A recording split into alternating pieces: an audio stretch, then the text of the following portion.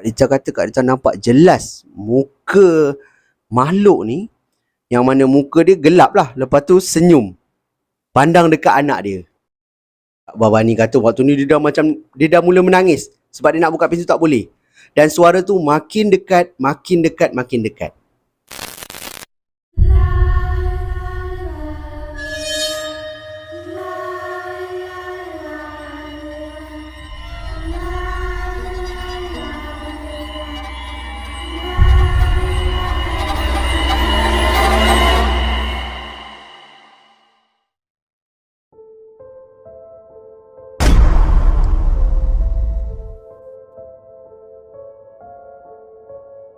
Assalamualaikum dan salam sejahtera.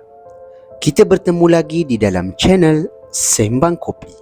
Channel yang akan mengetengahkan kisah-kisah seram yang menarik untuk anda dengarkan. Terima kasih diucapkan kepada anda semua yang dah pun subscribe dan terus menyokong channel aku ni. Yang mana korang semua yang baru disampai ke Sembang Kopi pun, aku nak ucapkan selamat datang. Aku doakan korang semua yang menonton video ni dipermudahkan segala urusan korang semua dan dimurahkan rezeki yang barokah.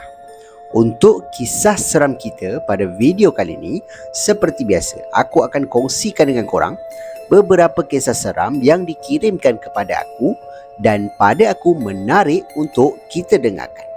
Suka aku ingatkan, jangan terlalu percaya dan taksub dengan kisah-kisah seram yang diketengahkan. Anggap sajalah kisah-kisah ini adalah satu hiburan semata-mata. Jadi jangan buang masa lagi.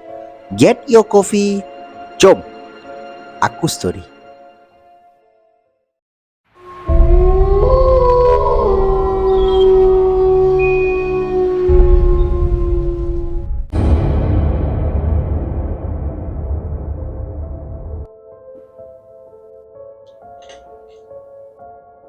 Kisah seram kita yang pertama ni bukanlah berlaku di negara kita, malah ianya berlaku di Bangkok, Thailand.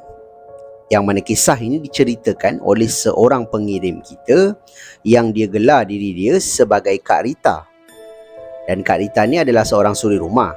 Cuma suami dia ni bekerja di sektor teknologi maklumat ataupun IT lah. Dan company tempat suami dia bekerja ni selalu hantar suami dia berkursus ataupun lawatan sambil bekerja di beberapa negara-negara ASEAN. Contoh macam Indonesia, macam Singapura, macam Thailand, Vietnam, Filipina, macam tu lah. Cuma Kak Rita kata ini pertama kalilah dia pergi ke Thailand. Jadi bila dia dapat tahu je suami dia kena pergi ke Thailand ni, dia pun berkemaslah barang apa semua sebab keesokan paginya dia akan bertolak ke Thailand. Dia pergi pula bertiga. Dia, suami dia dan juga seorang anak dia. Dia ada seorang anak perempuan dan Kak Rita kata anak perempuan dia ni istimewa. Ataupun aku gelar anak dia sebagai anak syurga lah. Yang mana anak dia ni mengidap autism. Jadi, yelah ada anak autism memang mencabar lah kan Kak Rita kata. Sebab bila anak dia tengah buat sesuatu ke apa, memang kita tak boleh kacau. Kan budak tu macam fokus je kan. Kita buat lah apa pun, dia tetap stick dengan apa yang dia buat. Dan satu lagi, dia susah nak bergaul dengan orang. Walau ke mana dia pergi pun, dia susah nak bergaul dengan orang. Dia rapat dengan Kak Rita, dengan suami Kak Rita ni, itu je. Jadi bila dia orang bertolak pergi ke Thailand ni, bila sampai je ke Thailand, dia pun ambil cab ataupun taksi, terus bertolak pergi ke hotel yang telah disediakan oleh company suami dia ni. Sampai saja ke hotel ni, Kak Rita masuk, and Kak Rita kata suami dia terus pergi ke bahagian receptionist lah.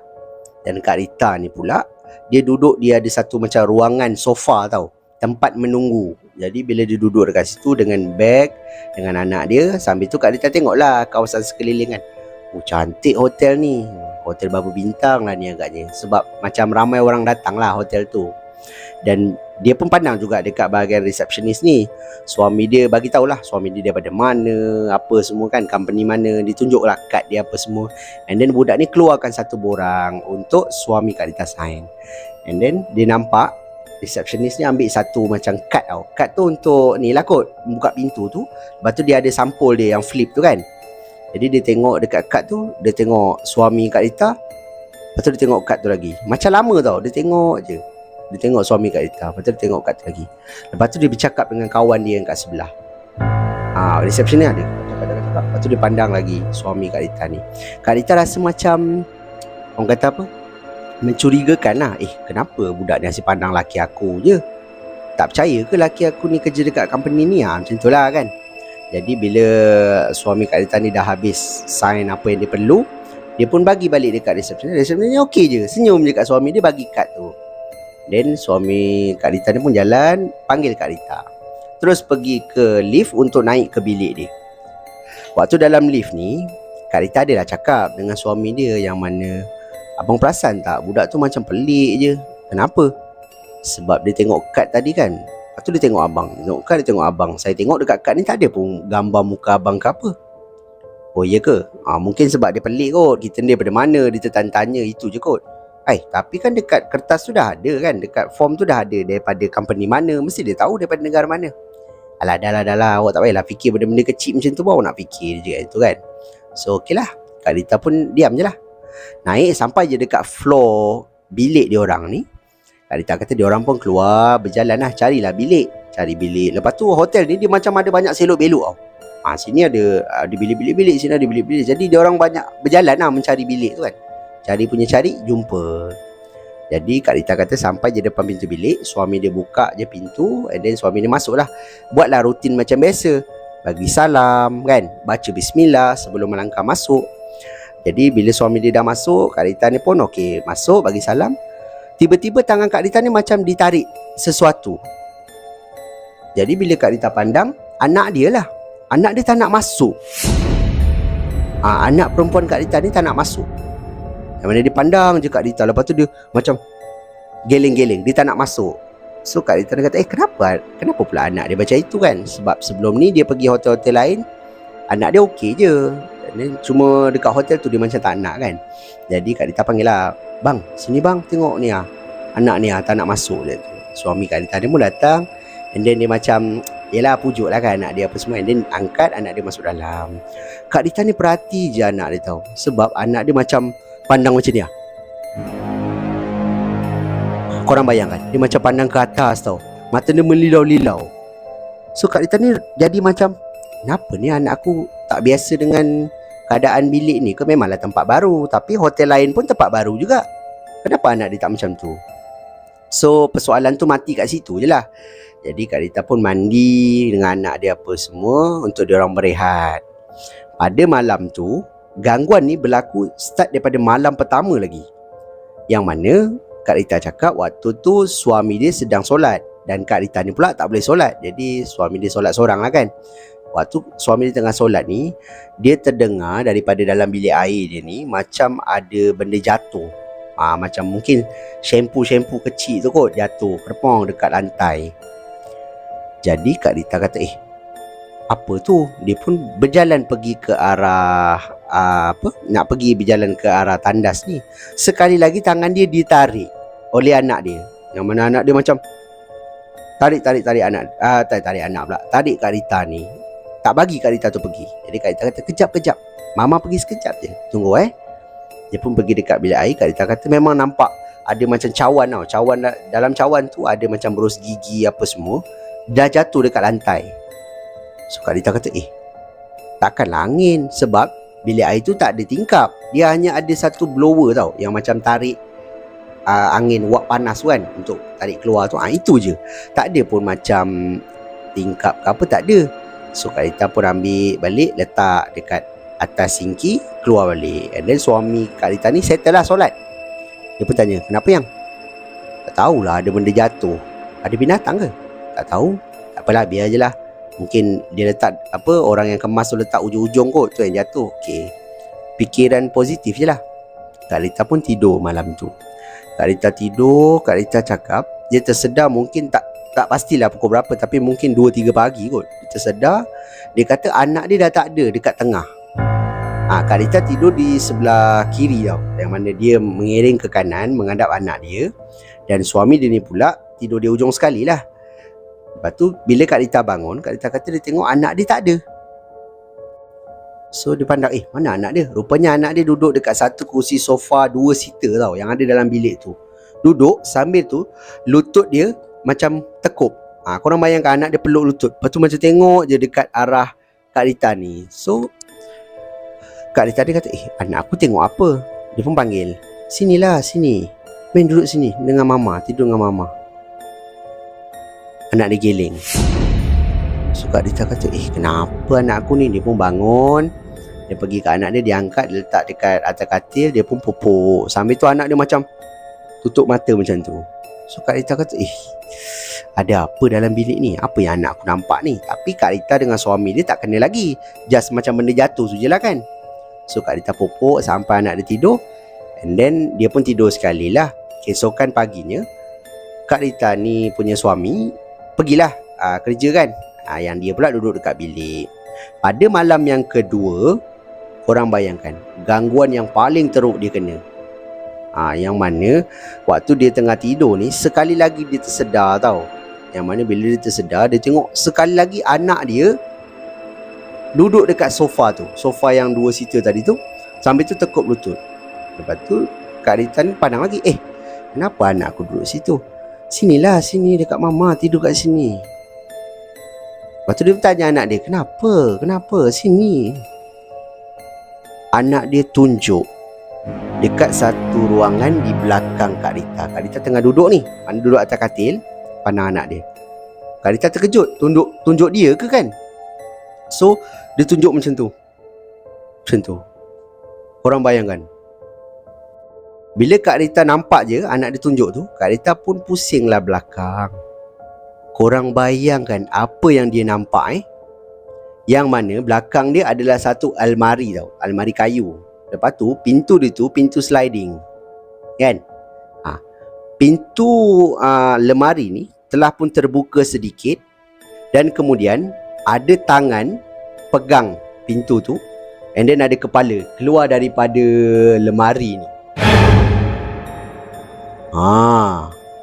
Kak Rita nampak je tu, Kak Rita jadi macam terkejut. Dia tak boleh nak menjerit, dia kata. Dia terkejut tu macam tergamam sebab benda tu betul-betul dekat belakang dia tau. Tak adalah jauh sangat, dekat lah juga kan.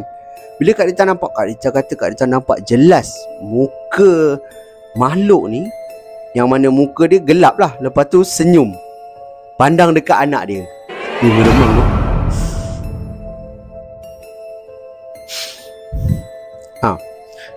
Meremang pula dah. Sorry. Aduh, pandang tepat ke arah anak Kak Rita ni. Kak Rita ni terus kejut suami tu. Bang. Dia cakap macam tu. And then suami dia macam tersedar lah kan. And then Kak Rita macam pandang ke arah lemari ni. Korang bayangkan lemari tu kan ada benda pegang kan. Bila suami dia pandang je, benda tu tutup. Macam tu. Suami Kak Rita nampak benda tu. So suami Kak Rita duduk. And dia kata, apa tu? Tak tahu. Dia pun bangun lari, pergi dekat anak dia, peluk anak dia. Bila dia peluk anak dia apa semua, suami dia buka lampu. And then suami dia bacalah bismillah apa semua. Dia pun buka lemari tu, tapi dalam lemari tu tak ada apa-apa. So Kak Rita kata semalam pun dia tersedar. Dia cakap dengan suami dia lah. Dia cakap dengan suami dia, dia tersedar daripada tidur dia. Dia nampak anak dia duduk dekat kursi ni juga. Hari ni anak dia duduk kat kursi ni juga. Maknanya anak dia nampak lah apa yang ada dekat. Mungkin hari sebelum tu, mungkin benda tu pun buka pintu lemari juga kan. Cuma Kak Rita tak pandang. Jadi Kak Rita kata dengan suami dia, bang, jom bang kita minta tukar bilik. Dia cakap macam tu. So suami dia kata, boleh lah suami dia kata. Sebab masa suami dia semayang yang hari pertama tu kan ada bunyi jatuh apa semua kan. So ini kategori gangguan yang teruk lah. Sebab anak dia dah kena, anak dia pula yang kena. Kalau dia kena, dia boleh kompromi lagi, dia cakap. Tapi bila anak dia yang kena, benda tu diorang tak boleh ambil remeh lah. So Kak Rita dengan suami dia turun ke bawah bagi resepsionis, minta tukar bilik sebab ada gangguan. Tapi yang mengejutkan, bila resepsionis ni dapat je kad daripada bilik Kak Rita ni, dia tak ada tanya banyak tau.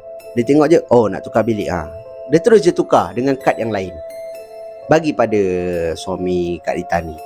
Ni Kak Rita ni kata, yelah kalau kita resepsionis akan tanya kan, kenapa, ada gangguan ke apa ke kan. Dia tak ada. Bila diorang cakap diorang nak tukar bilik lah, bilik tu diorang tak selesa, terus je macam diorang tengok kad tu okey, terus tukar je. So Kak Rita pun naik atas balik. Dia minta seorang macam bellboy lah untuk teman dia orang naik ke atas, bawa beg-beg keluar pergi ke bilik yang lain. Dan dia orang tinggal lagi 2 hari dekat situ sebab dia pergi 4 hari. Dan kemudian settle 2 hari tu tak adalah apa-apa gangguan, bilik baru tak ada. Dan anak dia pun macam boleh je main-main lah dekat tepi katil, tengok TV apa semua, tak macam dekat bilik yang pertama tadi tu. Korang bayangkan, dalam banyak-banyak negara yang Kak Rita pergi, Kak Rita tak pernah kena gangguan. Tapi dia kata yang kat Thailand ni, yang dia memang rasa, tak tahulah, mungkin bilik tu memang ada something ke, sebab daripada awal lagi Kak Rita nampak kan, resepsionis ni macam tengok suami dia, macam ada benda, macam berkait pula dengan bilik dia ni, berantu apa semua kan. So itulah kisah yang dikongsikan oleh pengirim kita ni, iaitu Kak Rita. So pada pendapat korang macam mana? Kisah Kak Rita ini seram ataupun tidak? Korang boleh tinggalkan pendapat korang di ruangan komen dekat bawah.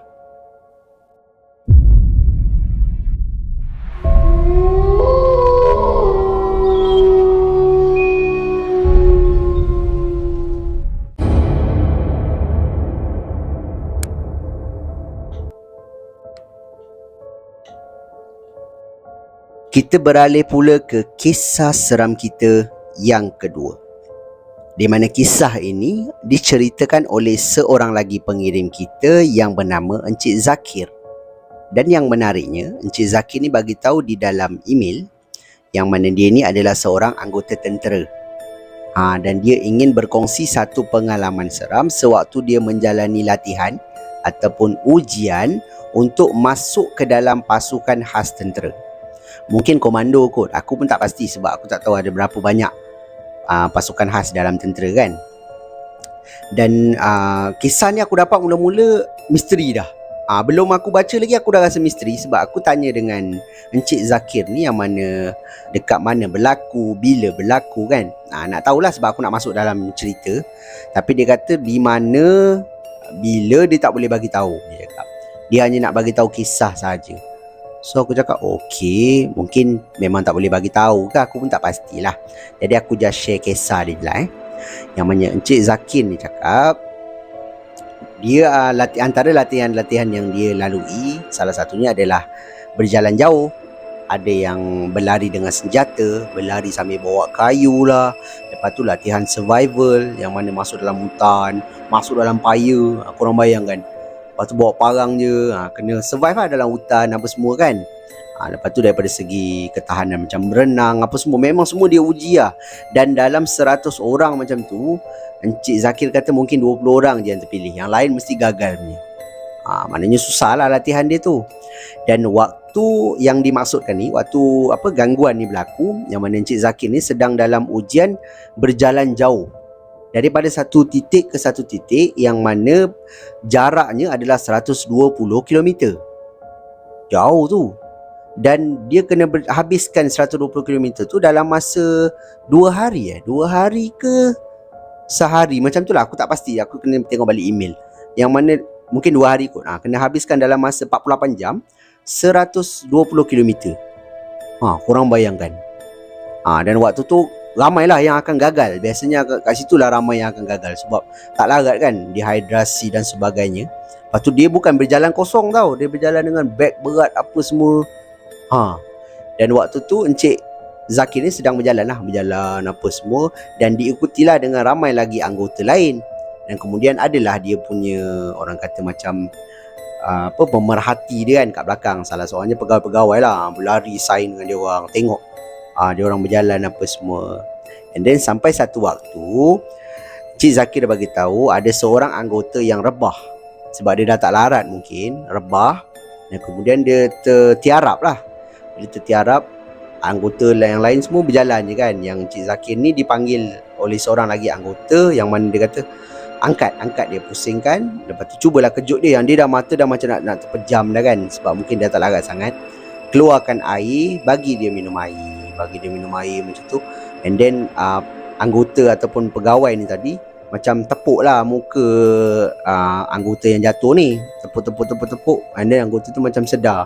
Lepas tu kata bangun, teruskan macam tu kan. Dia pun macam buka mata sikit. Tiba-tiba Mata anggota yang jatuh ni, yang baring ni tadi, terbeliak mata dia. Menyebabkan Encik Zakir ni dan juga pegawai ni macam cemas lah kan. Kenapa ni? Macam tepuk muka dia, tepuk dia. Bangun. Mata dia terbeliak macam tu. Tengok dekat atas. Kita takut juga yang dia punya nafas ke, macam tak boleh nafas ke apa kan. Tapi Encik Zakir pegang dada, lepas tu pegang perut kan. Nafas dia okey je. Malah nafas dia bertambah laju. Dan bila Encik Zakir tengok ke arah muka anggota yang jatuh ni, dia rasa macam tak tahu kenapa dia nak pandang ke atas, sebab mata orang tu pandang atas, lepas tu terbeliaan macam seolah-olah nampak sesuatu. Jadi Encik Zakir ni pandang macam sekali imbas dia pandang, lepas tu dia pandang lagi sekali. Sebab apa? Dia nampak sebab dekat kawasan tu, waktu tu kawasan yang dia orang berjalan ni adalah kawasan-kawasan pokok sawit tau. Gelap dengan gelapnya apa semua. Jadi bila Encik Zakir pandang je dekat atas, ada dekat atas satu pokok sawit ni macam ada satu kain yang berambut. Kalau Encik Zakir tulis dalam email ni, Pontianak lah. Aku dah sebut pula. Pontianak. Maknanya dia dah tergantung dekat atas pokok kan. Jadi bila Encik Zakir pandang yang sekilas pandang pertama tadi tu, dia nampak macam ada kain. Jadi dia pandang kali kedua, benda tu terbang macam pergi ke tempat lain lah. Menyebabkan Encik Zakir ni pandang ke arah anggota yang baring ni. Korang bayangkan anggota yang baring ni pandang Encik Zakir. Seolah-olah nak mengatakan macam, kau nampak tak apa yang ada dekat atas pokok tu?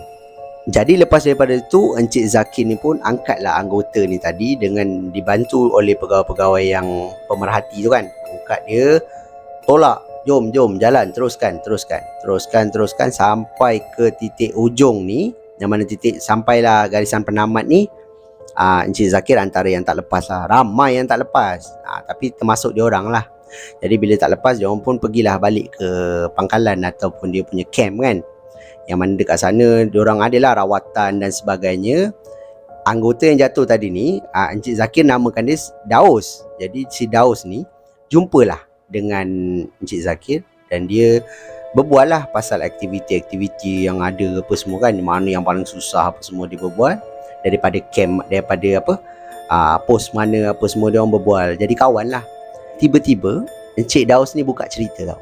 Dia kata waktu dia terbaring tu, dia nampak atas pokok tu kan. Dia tanya Encik Zakir nampak tak apa yang ada kat atas pokok tu? Sebab bila Encik Zakir tengok benda tu terbang kan. Tapi Encik Zakir cakap, tak ada, aku tak nampak apa-apa pun. Betul ke? Kau tak nampak ke apa ada atas pokok? Tak, aku tak nampak, dia kata. Cakap betul-betul, jangan tipu. Tak, aku tak nampak. Aku nampak apa? Sebab aku ingatkan kau tak boleh nak nafas, dia cakap itu. Sebenarnya Encik Zakir nampak. Bukan Encik Zakir tak nampak, tapi Encik Zakir tak nak cakap. Dia tak nak cakap lah yang dia nampak. So mungkin dia nak bagi si Daus ni macam, mungkin hayalan dia ke, tak tahulah kan. Tapi pada aku boleh je kalau dia cakap. So lepas daripada tu, diorang pun baliklah ke pos masing-masing. Dan kisah ini Encik Zakir tak ceritakan pada sesiapa. Sampailah dia kata dia tengok sembang kopi. Lepas tu dia tergerak hati nak share kisah ni. Aku pun buatlah video berkenaan kisah ni. Sebab aku rasa aku tak pernah lagi kot buat kisah seram tentera. Betul tak? So pada aku kisah ni agak menarik, walaupun dia punya scene penampakan dia tu sekejap je kan. Waktu orang tu terbaring, Encik Zakir ni perasan sekali imbas dan dia pandang kali kedua, benda tu terbang. Itu saja. Tapi pada aku seram jugalah kan, sebab dia dah nampak tapi dia masih lagi kena berjalan dekat laluan tu yang gelap, dalam kawasan sawit lagi, jauh lagi kan. Macam mana lah.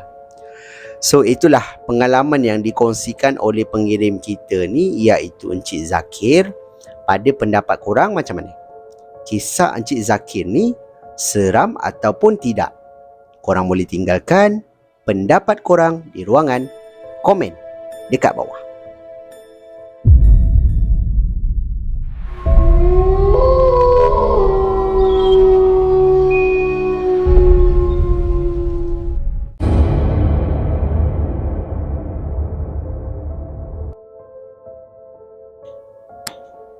Kita beralih pula ke kisah seram kita yang ketiga.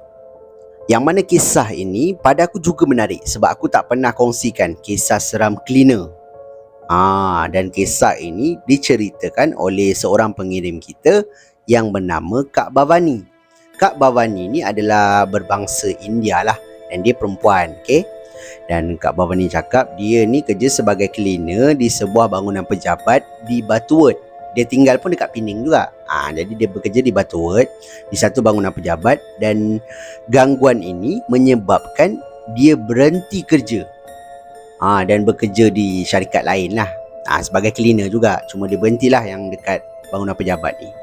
Kisah dia berbunyi begini, yang mana dalam bangunan ataupun dekat bangunan pejabat yang Kak Bhavani kerja ni ada 6 tingkat, dan dia punya orang kata cleaner dia ada 4 orang. Jadi dia cakap dah menjadi rutin dia akan masuk ke dalam setiap pejabat, akan buang sampah apa semua. Lepas tu di sebelah macam petang macam tu dia akan cuci bilik air tau. Cuma dalam kelima-lima tingkat ni adalah pejabat dan sebagainya. Di tingkat atas sekali, tingkat 6, adalah ruangan bilik mesyuarat. Jadi jarang-jarang digunakan. Di tandas atas ni selalunya Kak Bhavani just cuci macam orang kata sekali lalu je lah, sebab jarang orang guna. Lepas tu tambah tisu, tambah sabun, macam tu je. Pada hari yang dimaksudkan, Encik pula, Kak Bhavani ni, dia dengan seorang lagi partner dia mulalah basuh bilik air, lepas tu kemas pejabat apa semua di tingkat 1. Pair yang seorang lagi akan pergi tingkat 2, kemas. Lepas tu Kak Bhavani akan naik tingkat 3, yang ni akan naik tingkat 4, 2 yang bawah ni akan naik tingkat 4, macam tu. Maknanya satu pair akan kemas 3 floor lah, dan floor ni tak besar mana pun. Jadi 2 orang memang Kak Bhavani kata boleh lah, orang kata smooth je lah kerja tu. Cuma waktu Kak Bhavani naik ke tingkat 6 ni, Kak Bhavani cakap kawan dia yang seorang lagi, kawan yang Melayu ni, kemas di bilik mesyuarat. Sebab masa tu bilik mesyuarat ni ada macam meeting tau. Jadi ada cawan, ada sampah gula-gula yang perlu dikemas. Jadi bila dia orang masuk, dia orang pun nak kemas apa semua. Kawan kepada Kak Bhavani ni cakap, kau pergi bilik air dululah, kau siram-siram air, tak sabun apa semua, nak cuci bilik air je lagi kan. Dia cakap macam tu. Habis ni apa ni, biar aku settle kan, nanti kan lambat, nanti kita nak balik dah ni. Dia cakap macam tu. Sebab waktu tu dah pukul 5 lebih, dah nak pukul 6 kan, dah nak waktu balik. Benda ni berlaku petang. Yang mana Kak Bhavani kata okeylah, tak apalah. Dia pun keluar daripada bilik meeting ni, teruslah pergi ke bilik air. Dia pun buka air, siram, basuh sinki apa semua. Dia pun tabur sabun. Lepas tu pakai berus kan, gosok apa semua. Waktu Kak Bhavani tengah basuh bilik air ni, dia membelakangkan, dia menghadap pintu, membelakangkan kubikel bilik air, yang mana dia terdengar ada pintu bilik air yang terbuka. Macam tu. So Kak Bhavani kata, ada orang. Sebab tandas tu tandas lelaki, jadi dia takutlah bila orang tu keluar pandang punggung dia kan. Jadi macam tak, orang kata tak manis lah. Dia pun pusing menghadap ke kubikel. Sambil tu Kak Bhavani pun basuh.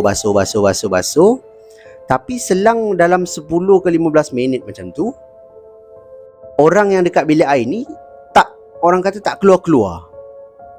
So Kak Bhavani pelik lah. So dia cakap, kenapa orang ni tak keluar-keluar? Ke angin? Dia tergerak hati nak pergi tengok. Kak Bhavani pun berjalan perlahan pergi ke satu kubikel. Semua pintunya terbuka, kecuali bilik air yang hujung sekali.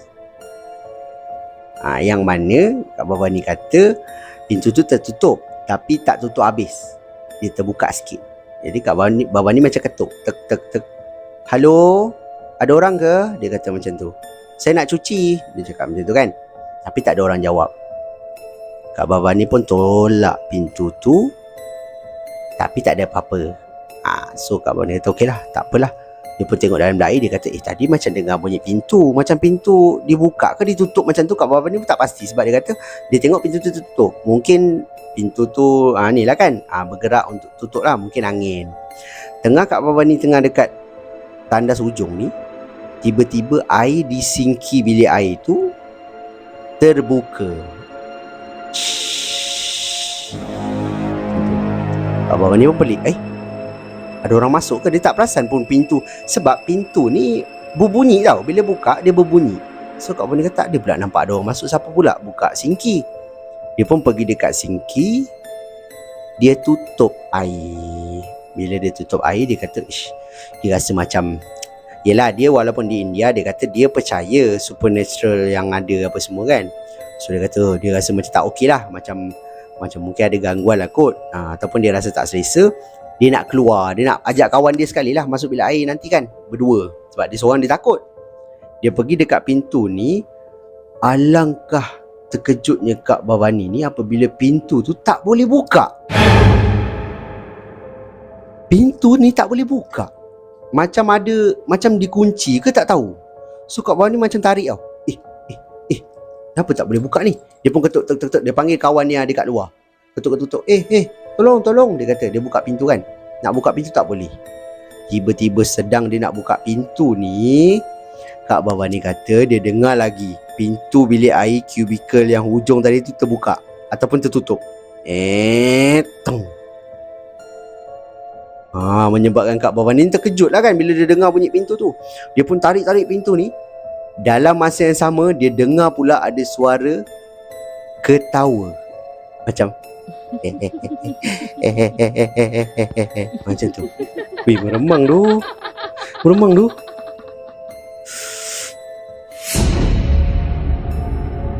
Suara ketawa tau, macam daripada belakang. Siapa tak takut, betul tak?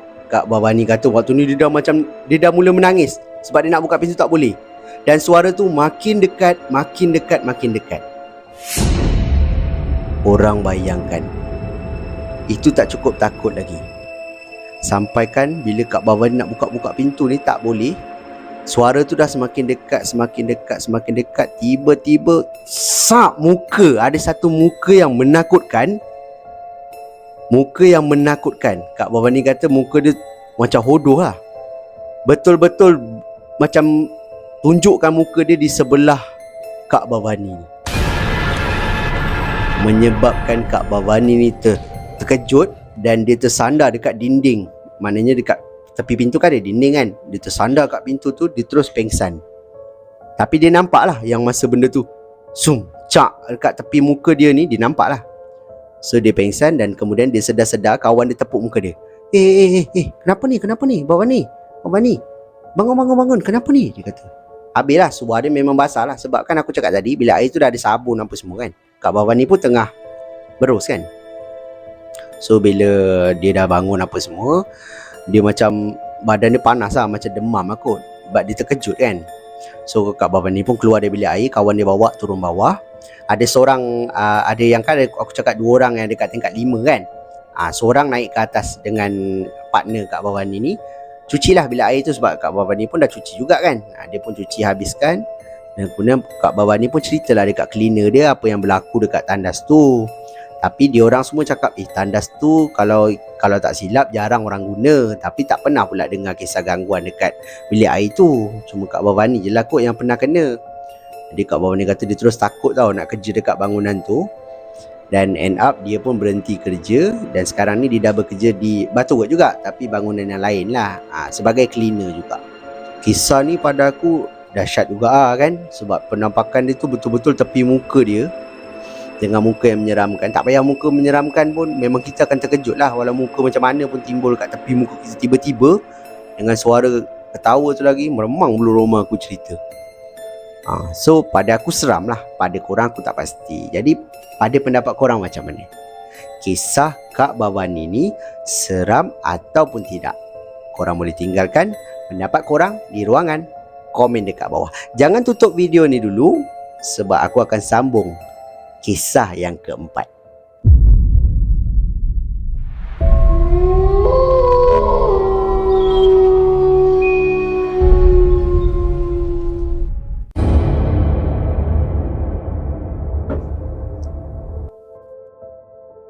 Sampailah masa untuk kisah seram kita yang terakhir ataupun kisah seram kita yang keempat untuk video kita pada kali ini.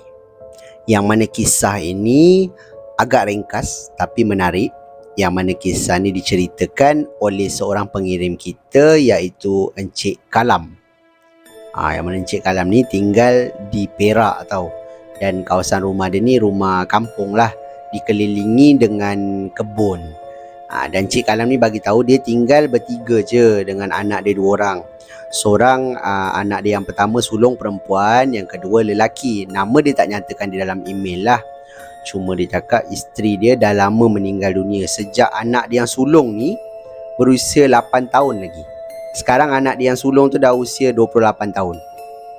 Korang bayangkan, lama kan? Dan Encik Kalam ni tak kahwin lain lah. So, loyal lah So, Encik Kalam bagi tahu yang anak dia yang pertama ni, yang perempuan ni, kerja di satu syarikat guaman.